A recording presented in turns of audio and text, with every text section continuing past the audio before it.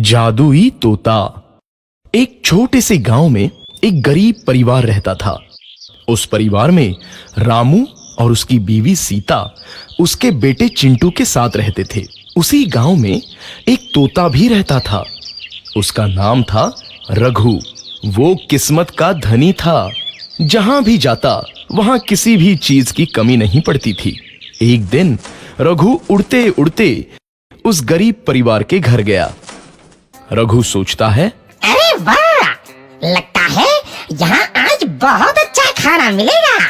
मैं पेट भर के खाऊंगा। वो एक कटोरी में रखे अमरूद देखता है।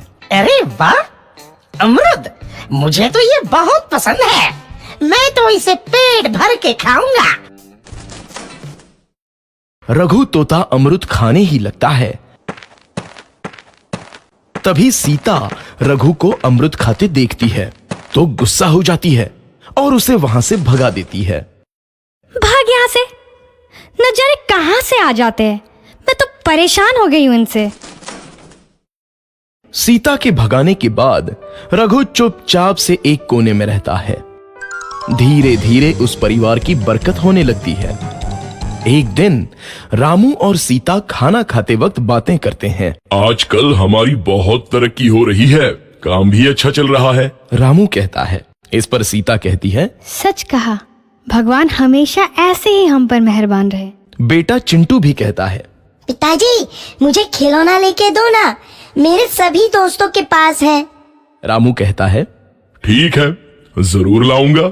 सीता कहती है, कितने खुश है सब, मेरे परिवार को किसी की नजर ना लगे। एक तरफ ऐसी बातें होती हैं तो दूसरी तरफ रसोई में रघु तोता भी अमरूद खाते रहता है।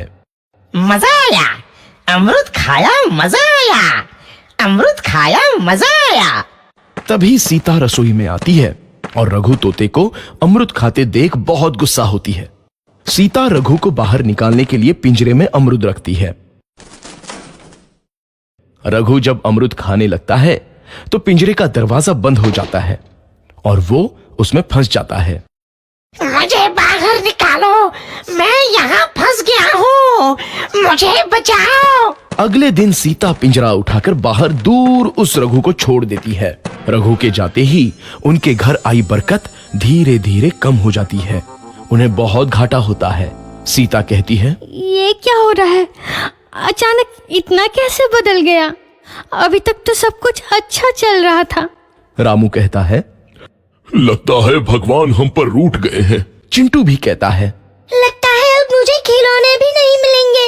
और वो रोने लगता है और बाहर चला जाता है।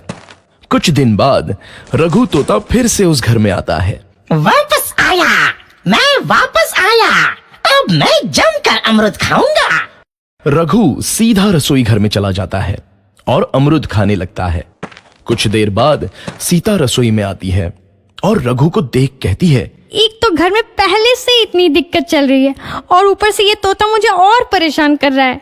सीता रघु को वहां से भगा देती है। रघु उड़कर किसी कोने में छुप जाता है। कुछ दिन बाद धीरे धीरे उस घर की बरकत वापस आने लगती है।